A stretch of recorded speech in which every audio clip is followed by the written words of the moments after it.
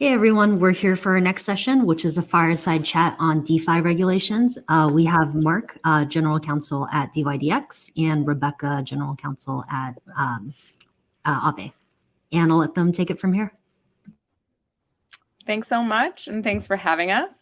So we're going to start today with quick intros, and then since this is a fireside chat about regulation, Mark and I will ask each other questions, but we also want to save some time at the end to have you guys ask questions as well. And of course, feel free to ask questions for us on the side as it's going, and we'll do our best to try to answer them in real time.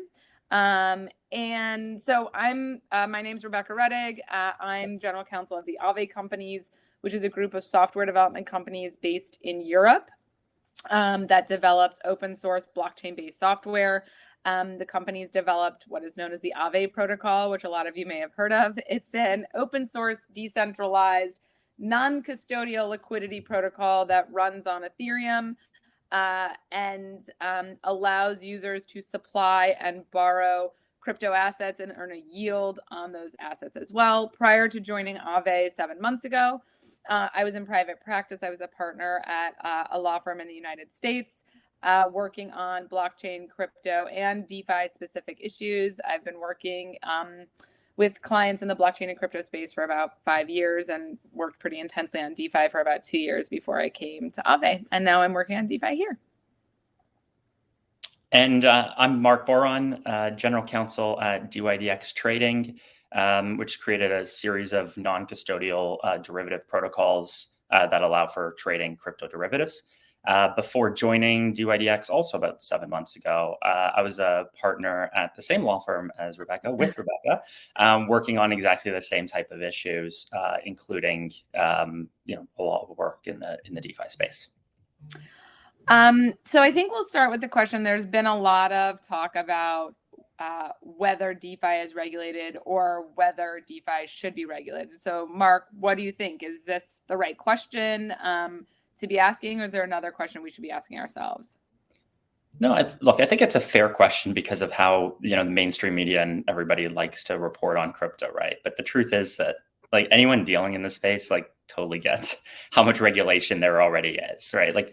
When you start working on any kind of project, the first thing that people think about, because they know it, other than, how are we going to build something great that people want to use, is how are we going to deal with the regulatory issues?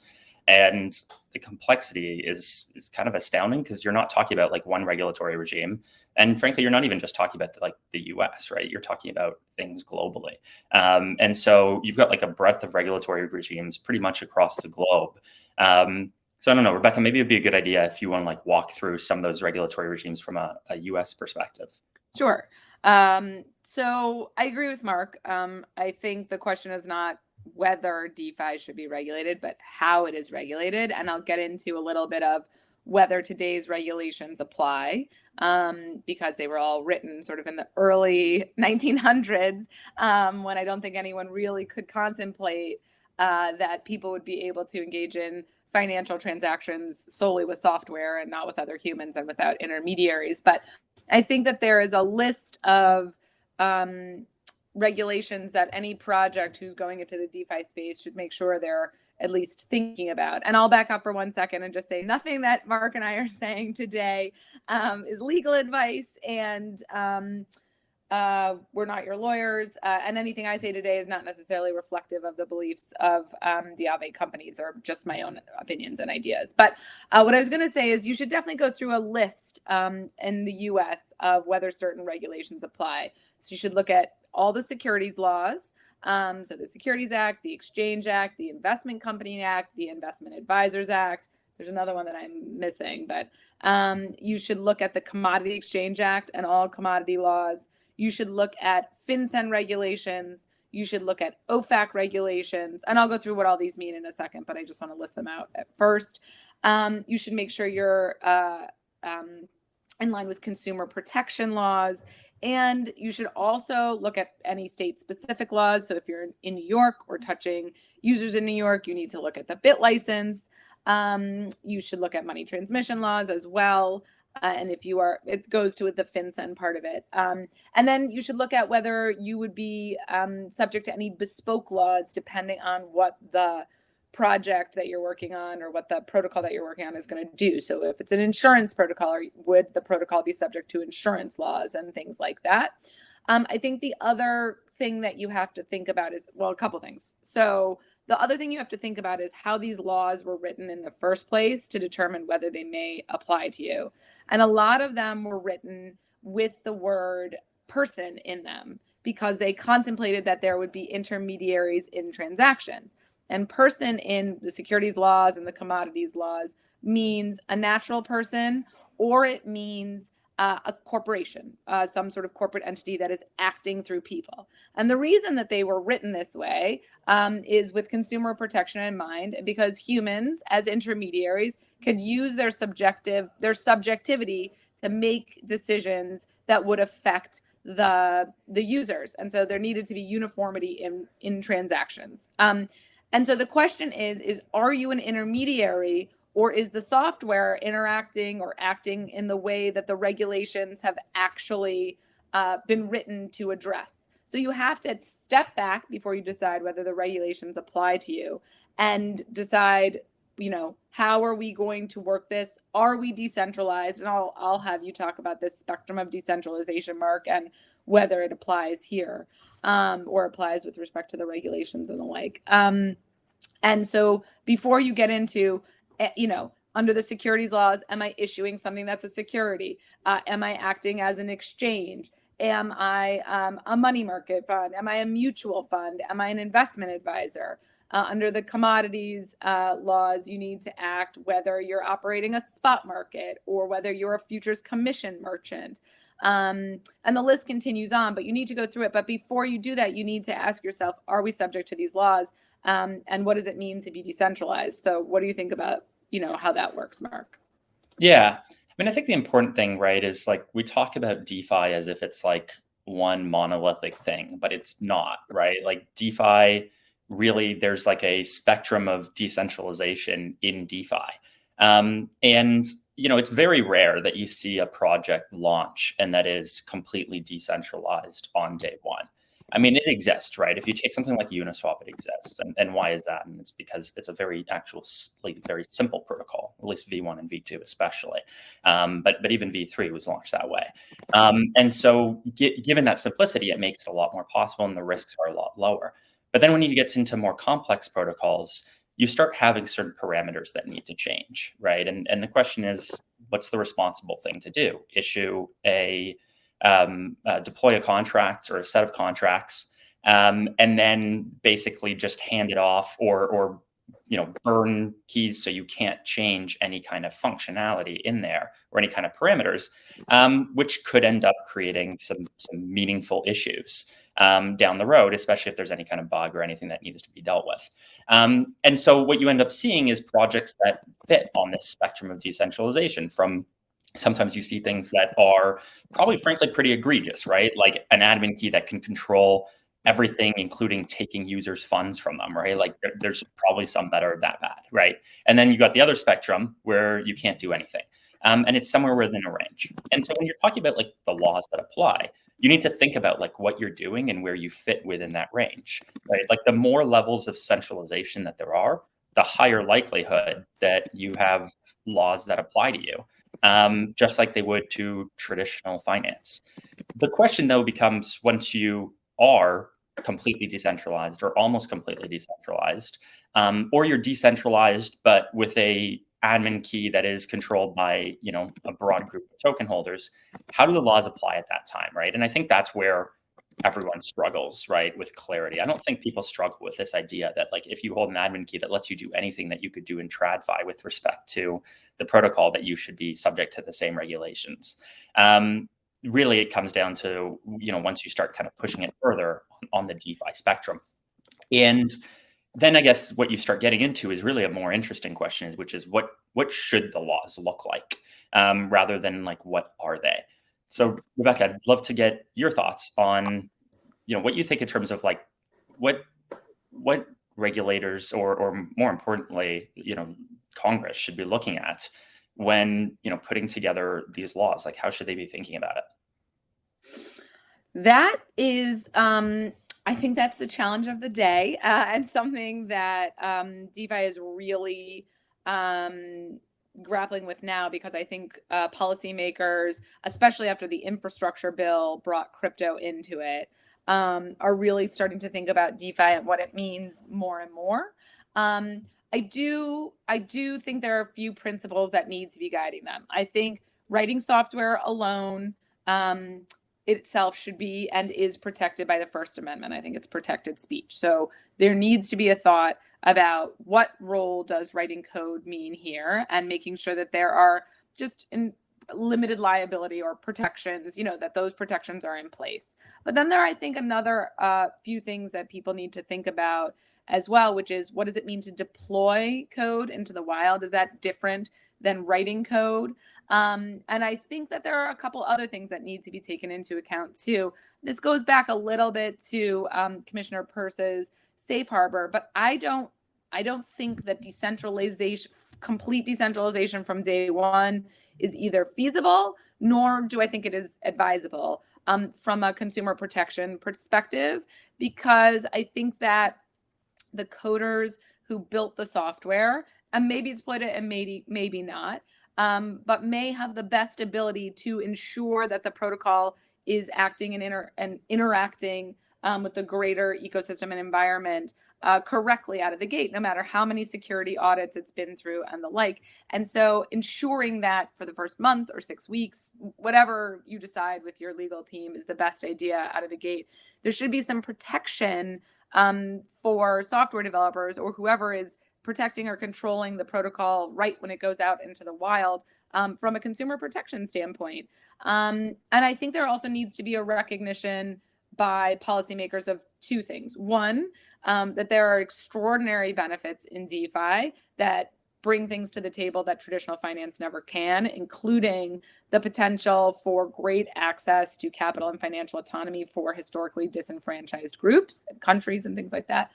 And I think the other thing that needs to be taken into account is that DeFi inherently addresses a number of the policy concerns that regulations were written to address. So things like information asymmetry, right? All of the transactions on a DeFi protocol are or should be transparent on the blockchain. Things like eliminating counterparty risk because you as a user are interacting with software, and things like that. And also eliminating intermediaries who may have the subjectivity to do something that's inadvisable with your funds. So I think both understanding the benefits and understanding that there are inherent policy goals met just by the way DeFi is constructed is really important.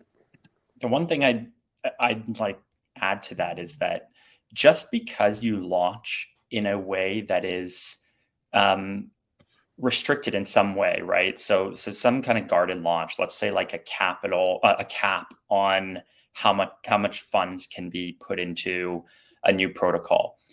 Like, arguably, you could actually say, well, that's not perfectly decentralized because, you have an admin key that presumably eventually you're going to burn, but that for the time being allows you to change the cap on how many funds can be put in there.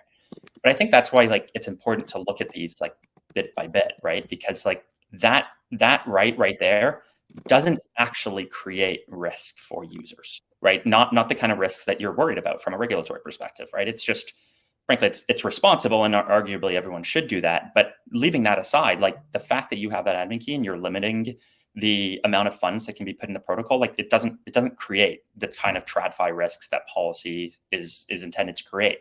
And so that's where I think not necessarily that as a requirement, but that's where looking at crypto and DeFi in a different way is important, because what you could do is you could have a set of regulations that applies to a completely decentralized protocol, but still recognize the fact that you can have a guarded launch that doesn't create these kind of risks, right? And eventually you go ahead and you burn that key, and assuming you burn it, now you have a protocol where no rights over it whatsoever. And so I think that's something that regulators need to take into account. The other thing that I think is really important is like we talk about regulation in DeFi and what it should look like, again, as like one big thing. But the truth is, like, a completely decentralized DeFi protocol with no admin keys whatsoever should at some point in the regulations, whether it's securities laws, commodities laws, money transmitter laws, it's going to really depend on what it is, should probably be treated differently than a protocol where, two people can control, X million dollars, including freezing it, right? Like those are two different outcomes under laws that like should be treated differently. And so regulations, I think, is really important that we get to a point where they actually recognize like what policy considerations get addressed and what policy considerations are not being addressed by the technology. And then I think like in the DeFi community, it's important for us to not say like we should have no regulations. It should say we need to look at what a protocol actually does, and the regulation should be sensible based off of what they do and who has rights in that protocol. Moving on kind of from this like policy question, one thing, Rebecca, that's been talked about a lot, right, is DAOs, right? And there's like a couple difficulties with DAOs that are like probably like the trickiest things are it probably falls into three categories, right? One is like this potential unlimited liability, right? The second one is potential tax issues, right? And then the third one is you've got like this, how do you actually like sign contracts, right, as a DAO? Mm-hmm. And so like continuing on this thread of like what policy kind of should look like should DAOs just be treated like exactly like your typical entity? Or do we need to like rethink the concept of a general partnership when you've got hundreds of thousands of people participating without knowing where they are in the world? I thought you were going to ask me an easy question, like what's the next step in DAOs? How do we grow them? Something like that. But this is a legal panel, so you asked the right questions. And so I actually don't think DAOs should be recognized the same way. Well, wait, let me back up. It depends is the right lawyer answer, I think. And it depends what the DAO looks like and how decentralized it is. There are definitely some DAO type organizations that, let's say, only have 15 to 25 actors in them, whether they be entities or not. And those have been codified in a partnership type of setting with an apportionment of liability that way, the ability to sign contracts, that have real, what we call legal wrappers around them. So say there's a DAO and then you either under the Wyoming law or just through Delaware law, put a legal wrapper, make it into an LLC or a limited liability company or some other type of actual organization. But it was interesting because I don't know, was it a maker proposal? I just saw a proposal that came out the other day that was looking to be able to sign a contract, and they wanted to, I think it was maker, but I don't remember. They wanted to designate an agent who would be signing on behalf of the DAO and then would come up with a structure to either be indemnified by the DAO for any legal issues that came up and came out of that contract as a signatory or something like that. That may be ways to start thinking about I guess, signing contracts. But I do think there may be a new way to even think about contracting with people, potentially through the smart contract too. Because what I was going to say is, if you were going to ask me about the how do we grow DAOs, like I like the idea of people starting to apply directly to DAOs for funding and the like, and to build up sort of the true ecosystem, right? Where you have builders, you have risk assessors, you have marketers, you have whatever different things you would necessarily have in building that up. And so it's possible that through code, you can at least have the DAO be in contracts without necessarily having a legal wrapper up. That's probably very unsatisfactory. And especially if you have a lawyer involved on the other side, they probably won't say that a smart contract is enough. But I do like to start at least trying to think about it through code. Yeah, I find that DAOs, when you're living completely in the crypto ecosystem, it's like a very manageable thing, right? Like you said, like people should be making proposals to DAOs. I'm surprised that it doesn't happen more, right? It's like DAOs are sitting on a significant amount of value that they're totally open to distributing. And the question's like, why aren't there more proposals being made for those funds? You see them, right? Like you see them in Compound, you see them a little bit everywhere, right? But like not in a meaningful way that I would have expected, because there's so much that can be built like around these protocols. And so you should see it. I mean, one of the things you see is like, you see like Solana's foundation, right? Has like a grants program.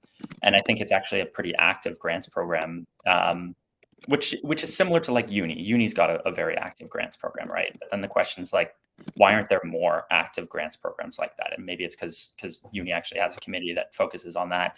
But why aren't others coming to various DAOs and actually asking for these? So I think that's something that would be helpful. Jumping back to like for a second to my own answer my own question a little bit more, give some thoughts on it. I think when you the limited liability issue is one that's like particularly interesting, because it's a like risk that I think most people ignore.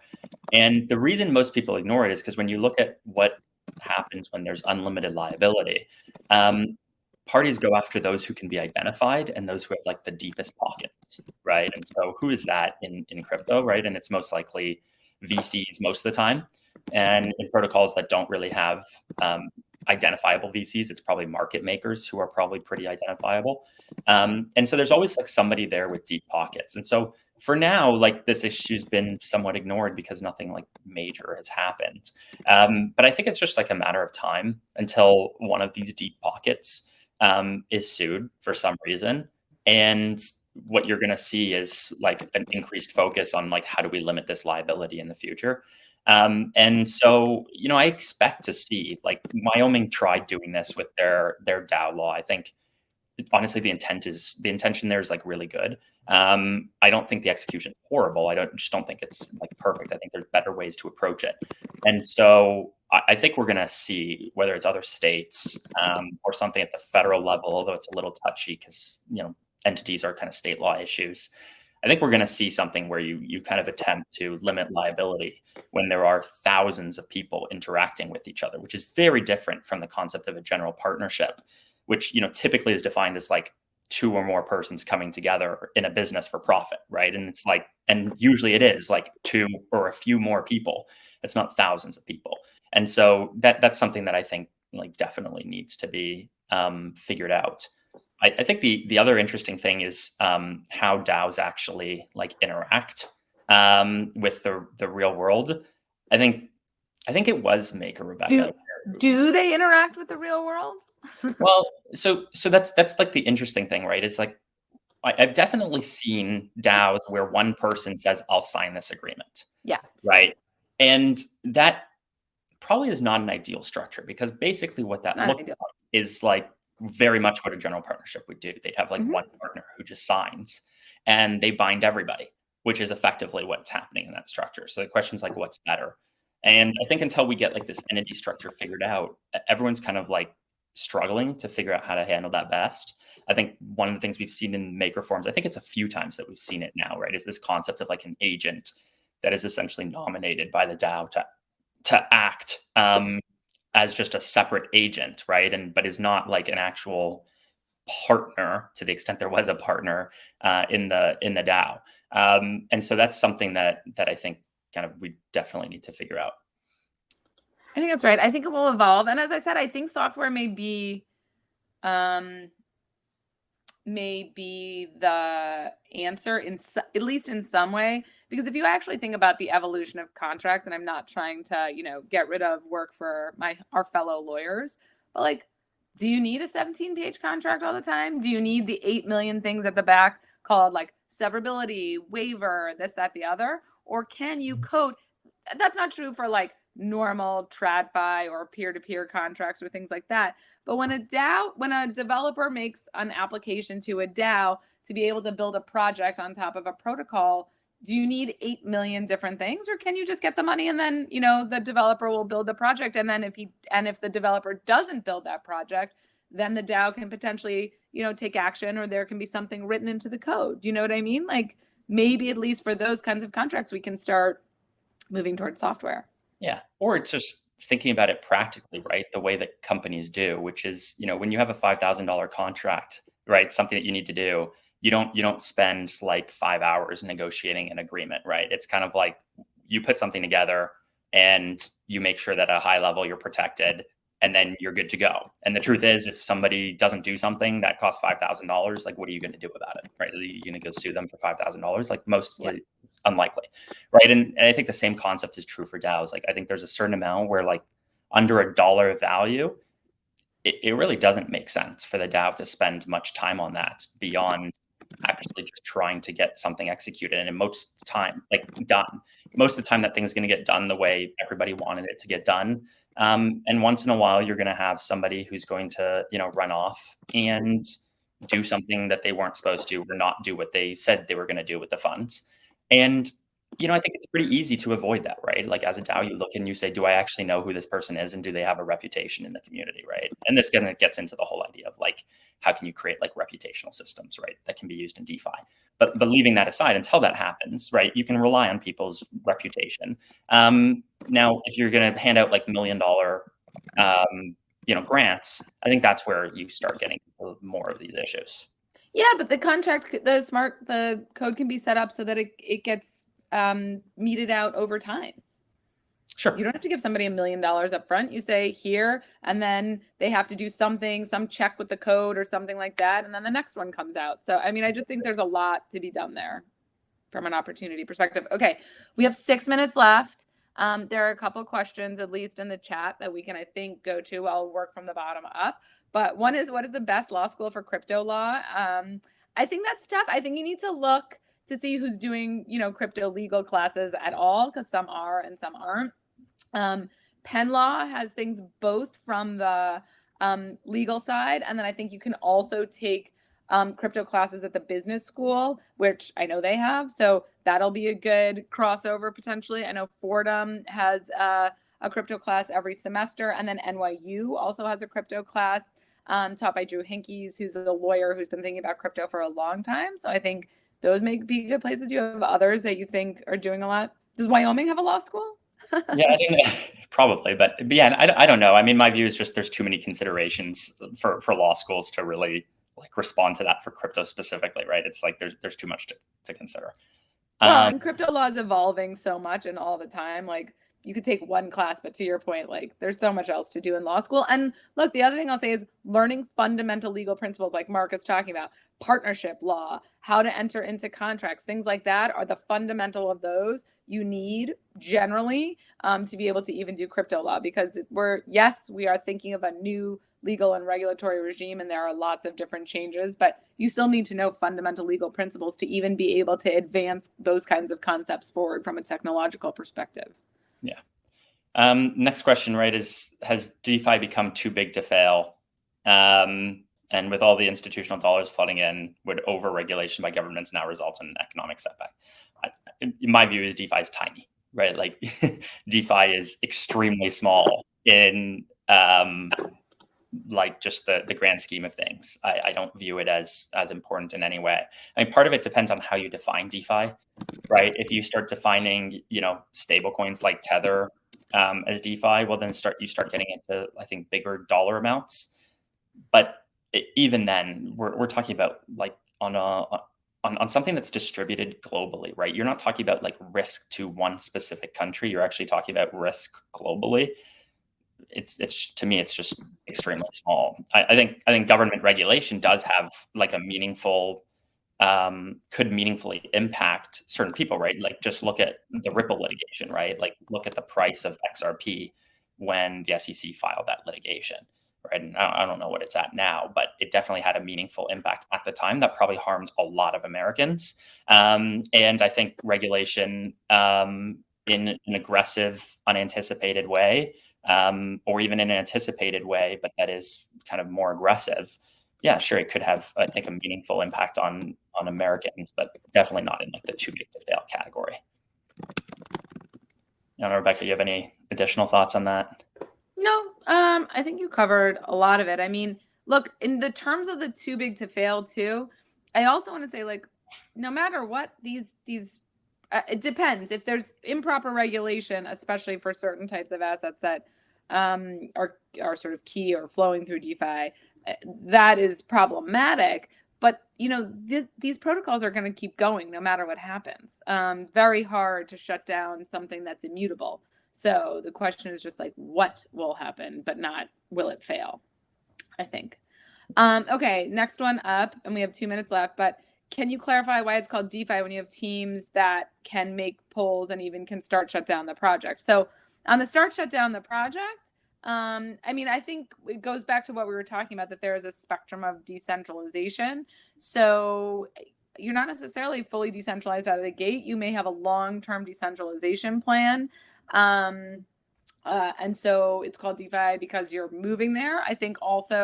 I do think it can be called DeFi because there are different levels of decentralization. So there's a spectrum this way where you'd say the developers who built it have complete control. They have the admin key, all the way down to they don't have the admin key. They don't do anything to grow the ecosystem and things like that. But then on this spectrum, there's it's decentralized from a technological perspective because it's built on, a permissionless blockchain. Then the next question up, which sort of intersects with the other spectrum, is there an admin key? Who is holding it? What level of control is there?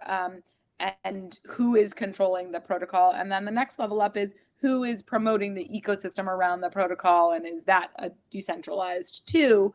In terms of making polls, it just depends on what the teams are doing from a governance perspective. If they're completely driving governance, sure, that's, I guess, one consideration. But if they're one participant in a very large ecosystem, I think that's different. Yeah, I think this gets overblown, right? You got to look at the protocols versus interfaces, right? Like every DeFi protocol can do whatever they want with their interface, right? Like the developers of that DeFi protocol, right? Like they're not obligated to have an interface. There's often other interfaces. Like the developer of a protocol, like can do what they want in that respect. The protocol still exists. It doesn't matter. In terms of like shutting down the protocol, like I don't actually know of many DeFi protocols that could be like shut down. I think if the question is, can certain parameters be changed in a way that makes it useless? Like, sure, that's true. But is that generally done by one team who can do that? Not generally. Other than, to Rebecca's point, on the spectrum of decentralization, earlier stage projects who are still worried about bugs and helping grow the ecosystem, yeah, like they're DeFi projects because of where they plan to be, not where they probably are at that time. Yeah. Okay. I'm sorry we couldn't get to the last question. It's 12:30 or 9:30 where Mark is. And I don't want to be a centrist or an East Coast centrist. But we hope this was helpful. And thanks so much for having us, Inju. And just make sure if you're building that you're also thinking about law and regulation too. Any last thoughts, Mark? Nope, nothing else. Just thanks for having us. Thanks, guys. This was fantastic. We're going to transition to the next session now. And thanks again. Thanks. Bye.